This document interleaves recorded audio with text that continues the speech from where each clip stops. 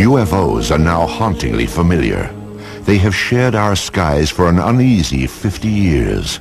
Eyewitness accounts testify to their breathtaking speed, unparalleled maneuverability, and uncanny silence. They are different than any aircraft made here on Earth. These stealthy visitors are called UFOs, unidentified flying objects. They have shown up unexpectedly in photographs taken all across the globe. Yet if we turn back the pages of history, there are intriguing hints that UFOs have been with us all along. Perhaps even as far back as 12,000 years ago, when our ancestors found shelter in the darkness of caves. The walls of these primitive dwellings were often painted with figures of hunters and the animals they hoped to snare. Recently, other images have come to light.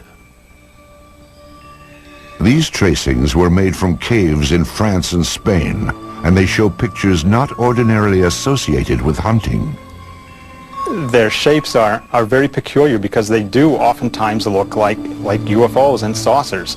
And I'm not saying that they are UFOs or that they do represent craft of any type, only that they have a similarity to what we now perceive as maybe craft from another planet as UFOs. And one wonders where the cave people were getting the impetus for putting these on their walls. Obviously, putting paintings on cave walls was a laborious process, and you would only put down the most important things of your daily life. And here these objects appear not once, not twice, but fairly numerous times on the cave walls. The advance of civilization brought us out of caves and into cities. Some 4,000 years ago, scribes recorded what sounds like the sighting of UFOs during the reign of a pharaoh named Thutmose III. In the year 22 of the third month of the winter, a circle of fire appeared in the sky. After some days it became more numerous and shone with the brightness of the sun, extending to the very limits of the heavens. Royal Records of Thutmose III, 1480 BC. A millennium later, young Alexander the Great conquered his way across the known world. In 332 BC, he laid siege to the Phoenician city of Tyre, and accounts from both sides report that shield-shaped silver objects appeared in the sky. One supposedly sent down a beam of light that destroyed the city walls. Even the Bible itself contains passages that some say refer to alien spacecraft. I looked, and behold, a stormy wind came from the north, a great cloud with fire flashing through it, and a radiance round about it, while out of the midst of it gleamed something with a luster like that of shining metal. Ezekiel, verse 1. There are a number of reports from the past, and I believe that some of them are quite legitimate. But one of the things is you can't interview witnesses, of course. You can't get independent witnesses. You can't ask, well, what angle was it above the horizon? The problem we have with them is we have to take them totally at face value. It's always important in looking at these to remember that there are a lot of strange astronomical phenomena that only occur once in a while, like a star going supernova and suddenly appearing in the sky, or a comet which appeared unexpectedly. And so you always have to look at these from the point of view of astronomy. There could be some atmospheric phenomenon or an astronomical phenomenon that they were depicting as something supernatural. As the scientific awareness of the population grew, superstition was replaced by knowledge of what was actually going on in the heavens. However, when an object would fly across the sky and stop, or hover, or seemingly descend to the ground, or maybe exhibit many different color changes or change shape or what have you, then even those people knew that they were looking at something out of the ordinary. The residents of Nuremberg, Germany, had just such an experience on April 4th, 1561. On that day, the skies above the city filled with a chaotic array of tube-shaped objects and balls of light. Eyewitnesses called it a frightful spectacle.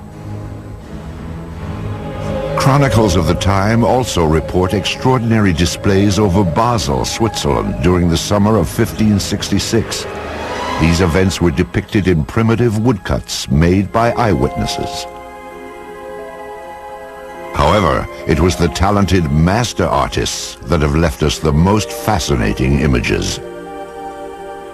In 1998, an Italian writer named Daniela Giordano earned an award for her landmark study of the enigmatic flying objects depicted by Renaissance artists. She discovered that not only did the artist have these objects in the picture, but he also had people looking at these objects and shielding their eyes as though the people were actually noting with amazement that something unusual was in the sky. It's unknown why the object's there, but it does appear and it looks like a UFO. This apparently traditional religious work is known as the Madonna and Saint Giovanni. Here too, a witness to the flying object is placed unobtrusively, yet unmistakably, in the background. And it's very obvious that this person's attention is directed to the flying object. And the artist obviously wanted viewers of the painting to see that not only is there the Madonna in the painting, but that there's also an object in the background. Curious airborne craft show up in other media as well. These tapestries from the 1500s depict the life of the Virgin Mary. Lurking in the background is the familiar shape of a 1950s-style UFO.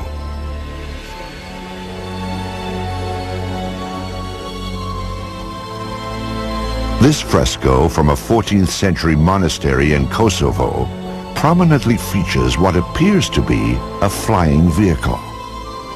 On this French coin, minted in 1680, a ray of light beams down from a colossal wheel-shaped object. Sporadic sightings continue to be recorded for the next 250 years.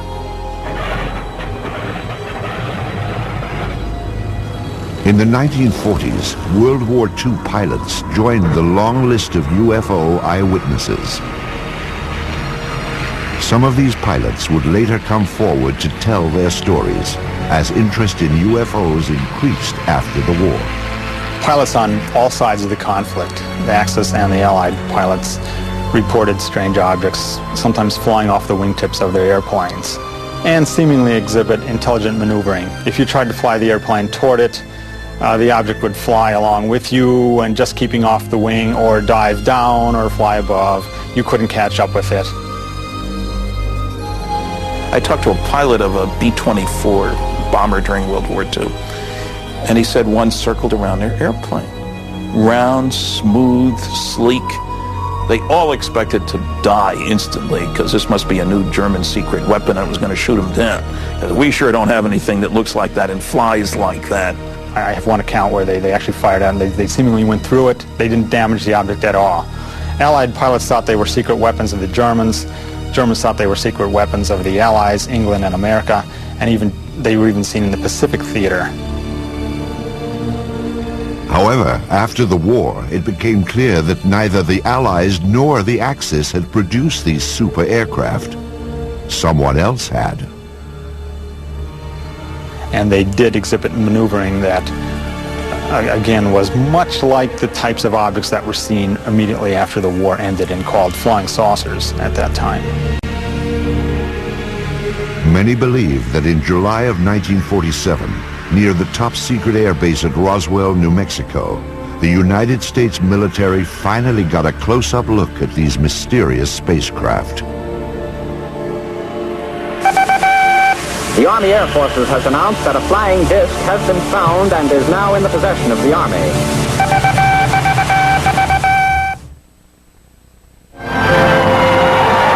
In the fall of 1945, American boys came home to a hard-earned welcome.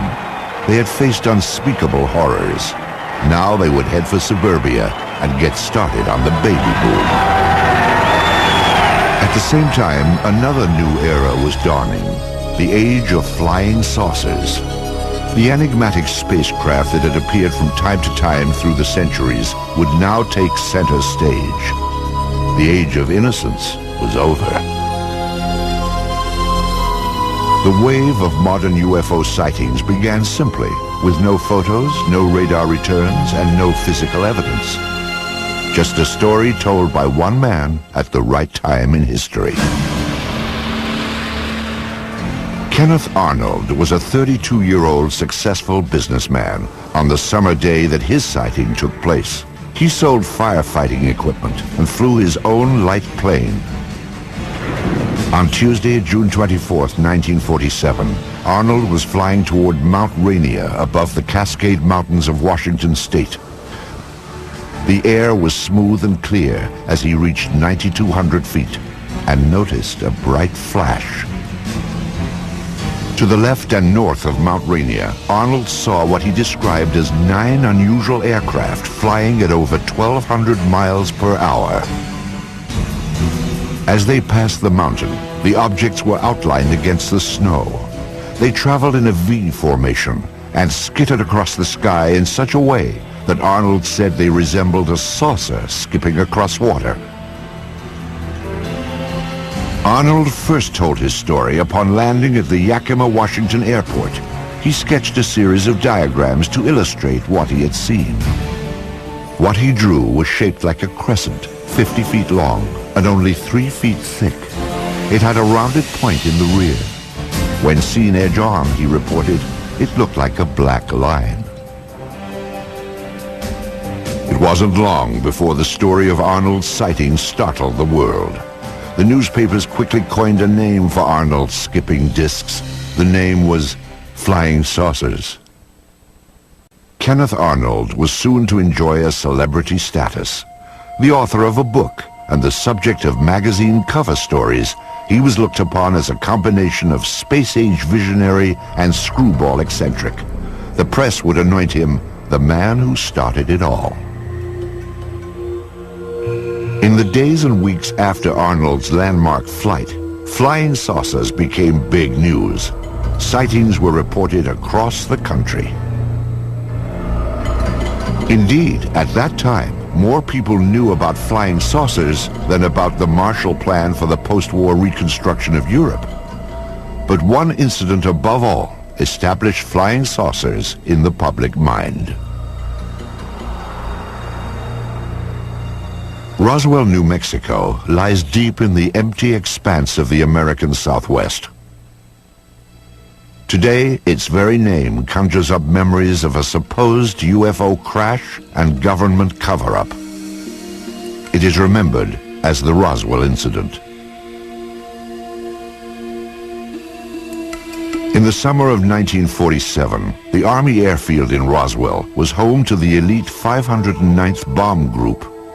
During World War II, the B-29s that carried atom bombs to Hiroshima and Nagasaki had originated here, and so would an event that gave substance to the belief in flying saucers.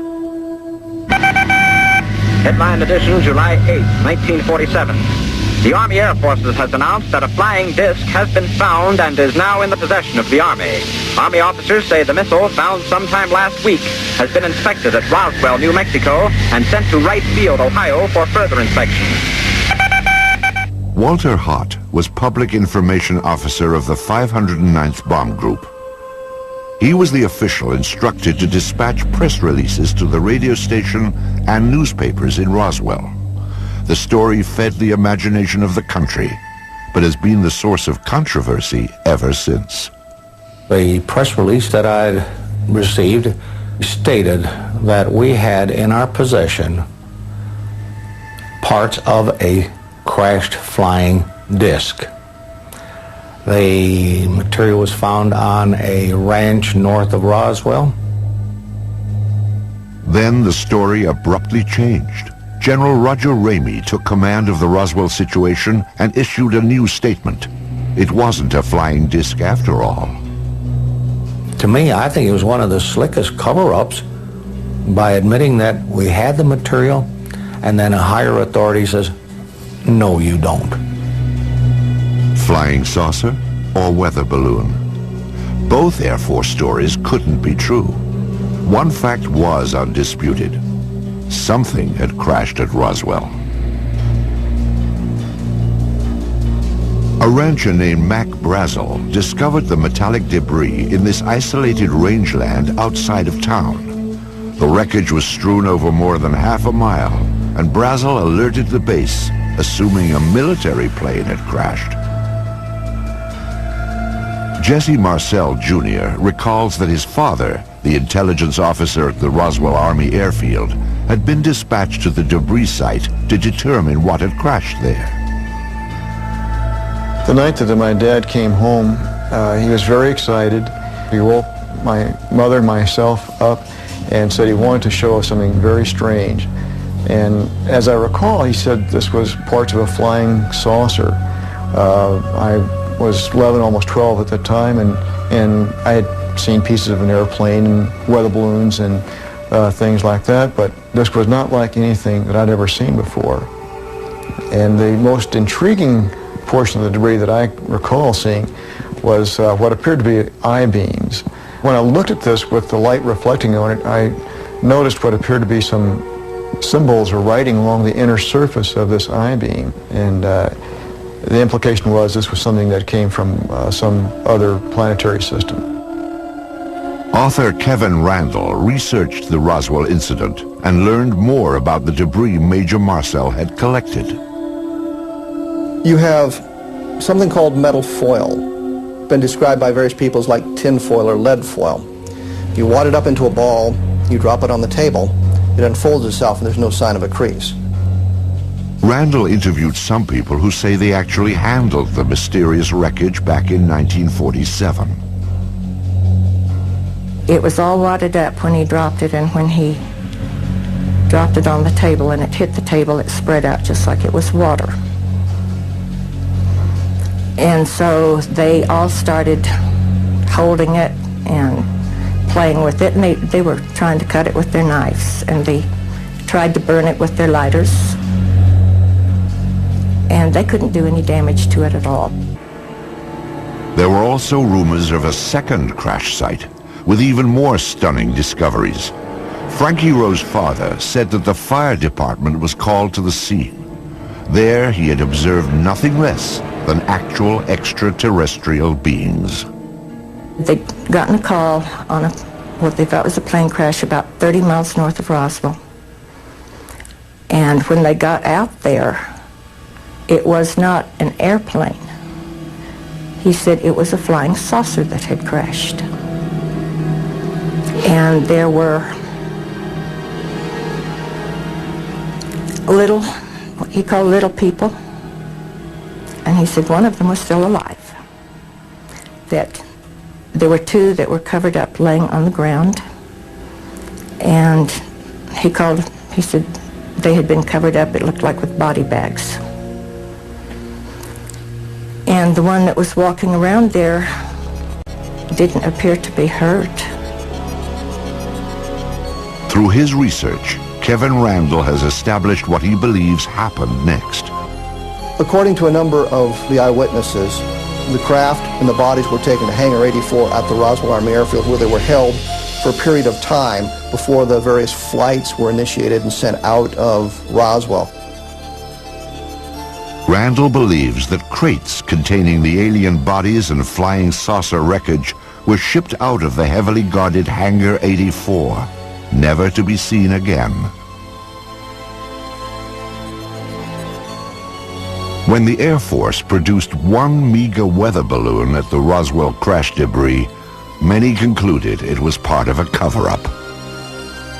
In the 50s, there was the belief that the U.S. Air Force had proof of some sort that these were alien spaceships and was covering it up to prevent panic. There obviously was a cover-up of this accident, because years later my dad said he was actually part of the cover-up because he went along with the weather balloon story. Indeed, according to Marcel, his father revealed that he had been ordered to pose with wreckage from a weather balloon. My dad explained to my mother that this was a non-event. Don't even discuss it with your friends. Don't talk about it. I was a true Air Force brat. I believed in following the orders, you know. He didn't want me to talk about it, so we did not talk about it. These people were visited by military authorities They were told to keep quiet. Frankie Rowe recalls such a visit from a man in a uniform. He started getting louder, and he kept saying, "Don't you understand? You did not see anything." And he had a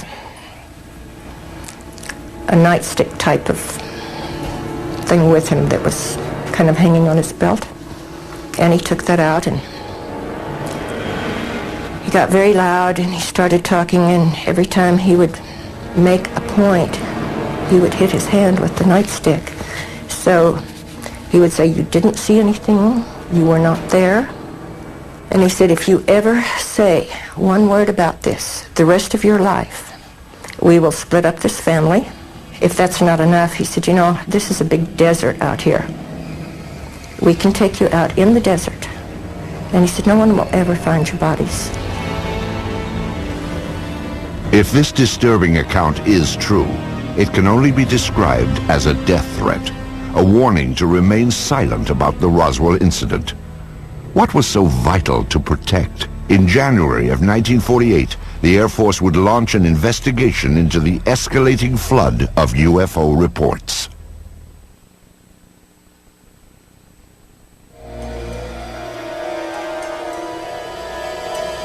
Something crashed at Roswell, New Mexico. But whether the object that fell from the sky in July of 1947 originated here on Earth or somewhere in outer space has been hotly debated for more than a half-century. Perhaps it truly was a weather balloon, as the Air Force insists. If so, that would deflate one of the seminal events in the history of UFOs. However, if the object was in fact extraterrestrial, the issue then becomes, what business did it have at Roswell? At the time of the Roswell crash, New Mexico was host to the most advanced military and scientific experiments on the face of the planet. In fact, the Roswell area was the only place in the world where testing of cutting-edge radar, rockets, and nuclear weapons could all be found. Perhaps these lurking UFOs had become a threat to national security. The Air Force quietly began investigating the rash of post-war sightings in January of 1948. This inquiry was codenamed Project Sign, and by October, it would reach a truly stunning conclusion. Project Sign wrote a final report called The Estimate of the Situation, which concluded that UFOs were interplanetary vehicles. You can imagine that this didn't go over well at the Pentagon. The government could not have the idea of UFOs as interplanetary spacecraft coming out when they've been trying to cover up the Roswell crash. It went all the way to the Chief of Staff of the Air Force, who said, "I don't find this document particularly persuasive." He batted it back down and fired practically everybody in Project Sign. The people who were left at Project Sign could read the handwriting on the wall. If you said they were extraterrestrial, you lost your job. Your career was over. After the purge, the inquiry was revamped as Project Grudge, a name that may have suggested a certain skepticism. An Air Force insider actually characterized Project Grudge as the dark ages of UFO investigation. In August of 1951, this V-shaped pattern of objects appeared over Texas and became known as the Lubbock Lights. Grudge said it was a flock of birds reflecting the glow of the city. This film was submitted from Great Falls, Montana in 1950. It depicts bright white dots moving behind the smokestacks of a grain mill. The photographer described the objects as shiny, bright, and metallic, like polished silver. Project Grudge concluded that they were F-94 Air Force interceptors landing nearby. After 3 years of debunking UFO reports, Grudge was reorganized into the supposedly more objective Project Blue Book. Blue Book became the focus for public attention and press attention. But it was never scientific, it was never comprehensive. They didn't have radar, they didn't have computers, they didn't have people ready to go up, in aircraft with instruments to monitor UFO sightings. Typically Typically, an officer, a sergeant, several secretaries, their job was primarily to try to tell us that there was nothing to flying saucers. Major Hector Quintanilla Jr. became Blue Book director in 1963. The objectives of the program are twofold. They're the same as they have been since 1953 when the regulation was written. First of all, to try to determine if the UFO phenomena presents a threat to the security of the United States. And second, to determine if the UFO phenomena exhibits any technological advances which could be channeled into research and development. Many of the UFO reports were easily explainable as atmospheric anomalies, like this saucer-shaped lenticular cloud formation. The man who shot this film, a Navy officer and aerial photographer, claimed he saw these objects up close before getting out his camera. He said they were disc-shaped and gunmetal colored. Blue Book determined they were high-flying birds. Astronomer J. Allen Hynek, a Blue Book consultant for its entire 16-year run, had this assessment of the project. Quote, "When Major Quintanilla came in, the flag of the utter nonsense school was flying at its highest."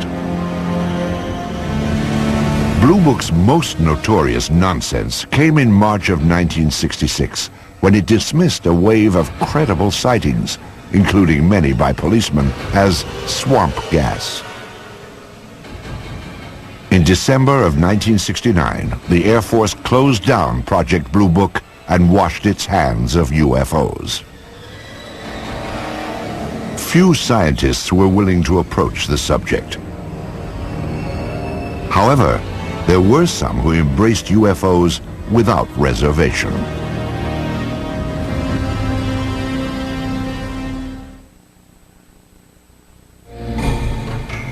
During the 1950s, the Air Force stood by its finding in the Roswell case. The crash was nothing more than a weather balloon. But newsreels show a public that continue to watch the skies, hoping to glimpse a spacecraft. Suddenly, people from coast to coast began seeing UFOs. What followed was a popular movement that embraced flying saucers and the spacemen who flew them. Ready or not, the flying saucers were coming. Within a matter of several days, I will myself make what might be called a flying saucer, although I don't choose to call it that because it may not respond to our controls. To the vast majority of the people in the late 40s and 1950s, flying saucers were a terrific novelty. And there was a great deal of popular fascination. There were cheesy science fiction films based on the idea that Martians were invading the Earth in flying saucers. Popular magazines printed on pulp paper would hit the newsstands in time to cash in on the trend and expand it to legendary proportions. The man behind those flying saucer legends was publisher Raymond Palmer. Palmer was a man who in his youth had been severely injured, and so he was crippled up, and he was what you would call a hunchback, I guess. He had the instincts of a carnival barker. He liked to put something over on you. And the thing about Palmer was that his fans liked having Palmer put something over on them. It was Palmer's Fate magazine, later called Flying Saucers magazine, which helped spread the idea of UFOs in the 1950s. Spacecraft from around the universe played across these colorful pages. It was here that the UFO was finally identified. Now everyone knew they were spaceships from other worlds. What followed was a craze in the 1950s known as the contactee movement. Contactees were people who said that they had made contact with space people. I was aboard a flying saucer in the Nevada desert on 11 different occasions. I was taken into this monstrous saucer by one of the men and confronted with a lady captain. Beautiful complexion, beautiful appearing woman, and peaceful people. They mean no harm to us. They come down here to investigate what's going on Earth, and they certainly convinced me that they're peaceful, and they come from another planet they call Clarion. They told me there was life on Mars and that there were life on other planets as well, and all planets except Earth had interplanetary means of travel. The man credited with starting the contactee movement was a Polish immigrant and self-styled philosopher named George Adamski. In his book, Flying Saucers Have Landed, Adamski claimed that in 1952 he had been aboard an alien spacecraft. I was picked up on a desert, in California desert, and I was taken to the mothership and they were flown around, not too close to the moon, but with instruments, similar, you might say, except it wasn't a camera, it was regularly sort of a telescopic instruments that we were able to see what was on the moon on the other side of it, see? Adamski's book detailed his meeting with a man from Venus called Orthon. There were also photographs of the spaceship he supposedly flew in. Adamski's books also reflected the political climate of the 1950s, like growing concerns about the arms race between the United States and the Soviet Union. When Orthon departed, he would leave behind these enigmatic footprints. Adamski said they contained a message urging an end to nuclear testing on Earth. In a similar vein, other contactees spoke of aliens from utopian planets who wanted to prevent all-out nuclear war. Best of all, these aliens looked just like us. I have a picture here of the gentleman who escorted me through the craft, and I would like to show it and describe it. This gentleman, he appeared almost as I am, except that he was about 5 feet 10 inches tall, weighing about 150 to 155 pounds, and they all appeared about that same size, including the lady.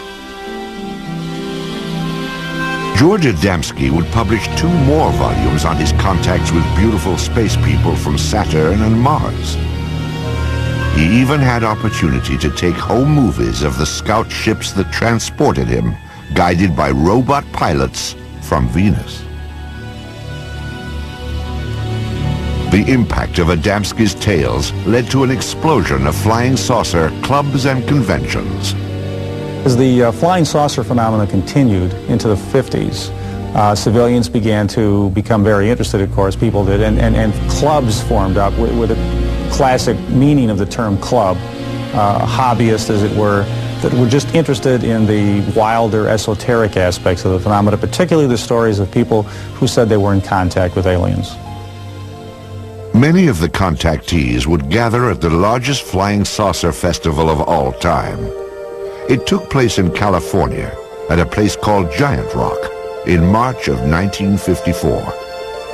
It attracted over 5,000 outer space enthusiasts. How many trips have you made to outer space? Well, I'd say 350 or a few more. When was the last one? Well, first part of June. And who did you go with? Well, people from Jupiter. I have made telepathic contact for the past 8 years with many space people from many areas of space, both inside and outside of the solar system. Lectures were given from the Giant Rock, and stalls were set up to sell books, photos, and space-age souvenirs. Most importantly, conventions like this gave the contactees a place to exchange ideas, rumors, and reports. But I do believe what I see. And I am one of those who was inside a flying saucer. I seem to become one with the entire universe. Everything in the universe seemed to be contracted down to one small dot. What were their clothes like? The woman had a radiant red box-pleated skirt and a black velvet appearing blouse and a black and red tam or beret, and the men had clothes very similar to our Greyhound bus drivers. Contactees also described the alien spacecraft they had seen in astonishing detail. On July the 12th, I took a trip in a flying saucer, which I am pointing right here. The saucer was well equipped with rooms, bedrooms, bathroom, toilets, and this saucer, I went up into Mars, over the moon, Venus, Clarion, and Orion. When I say Orion, I do not mean Orion. It is a planet outside of our galaxy. Also popular among contactees was a belief that startling evidence was about to be revealed. We are going to see more and more of these visitors from space, and that before too long, the evidence will be incontrovertible, that you will have on your TV screens and on your movie screens concrete evidence that the ships are here and that they are real and they're not fantastic things which have been cooked up to make a movie. The contactee wave of the 1950s was a light-hearted sideshow to the UFO phenomenon. However, during this same period, photographs began to surface that suggested UFOs were no joke and had to be taken seriously.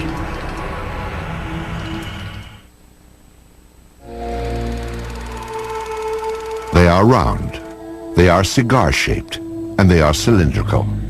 Some appear to be sleek and smooth, as if made of stainless steel, while others appear bolted together from some alien cast iron. At night, they are described as having flashing lights. They appear without warning, streak across the sky, and disappear. Many UFO films and photographs have been identified as natural phenomenon or hoaxes. But some UFOs appear in photos when we least expect them and defy explanation. UFO photo cases are tantalizing because they're some type of what you might think of as objective proof. The UFO phenomena is ephemeral, and normally all we have are reports of witnesses on a piece of paper on a tape recorder. But with photos, you think you have something physical. Indeed, photos offer some of the most convincing evidence that extraterrestrial aircraft may be real. This series of photos remains among the most compelling examples of what ufologists call a daylight disk. The photographs were taken on July 29, 1952 by George Stock, outside of his lawnmower shop in Passaic, New Jersey. Stock reported that as he was working outside at 4:30 p.m., he looked up to see something unusual flying overhead. Using an inexpensive box reflex camera, he snapped pictures of what he described as a disc-shaped object with a metallic bottom.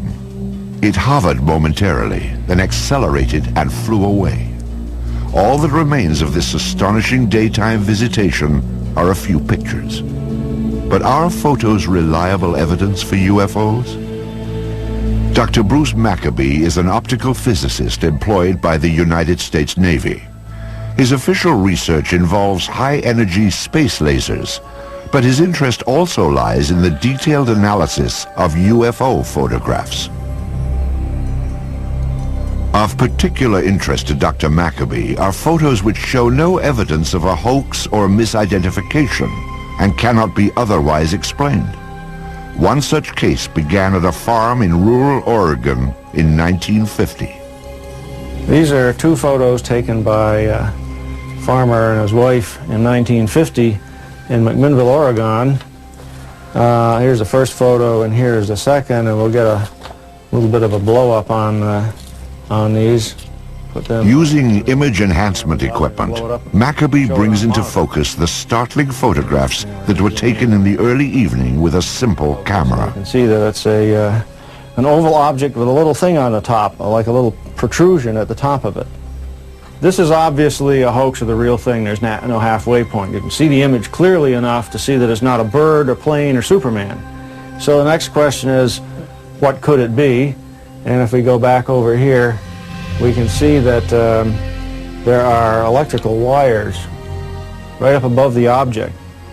Looking again at the blow-up. And now the question is there any evidence of a suspension underneath the wires? A contrast-enhanced version of the Oregon photo reveals minute scratches that Maccabee must distinguish from a string or line that might have been attached to the object to suspend it for a hoax. No one has found any evidence of a line going up above the object. There is a possibility that this thing might have been thrown and photographed, except that the image is not blurred by motion. Agents of the Air Force and FBI questioned the couple who took this picture, and authorities later confiscated a copy held by the local newspaper. No one has yet explained why. This photograph is another of the more credible UFO pictures ever taken. It was snapped in Brazil by a government survey team in 1958. A Brazilian naval photographer on a ship was there with the rest of the men when they saw an object shaped like Saturn, in other words, an object with a ring around it, flying toward an island that they were near, Trinidad Island, flying around the island and then taking off in the distance. And he snapped 4 or 5 or so or more photos of the object with literally dozens and dozens of witnesses.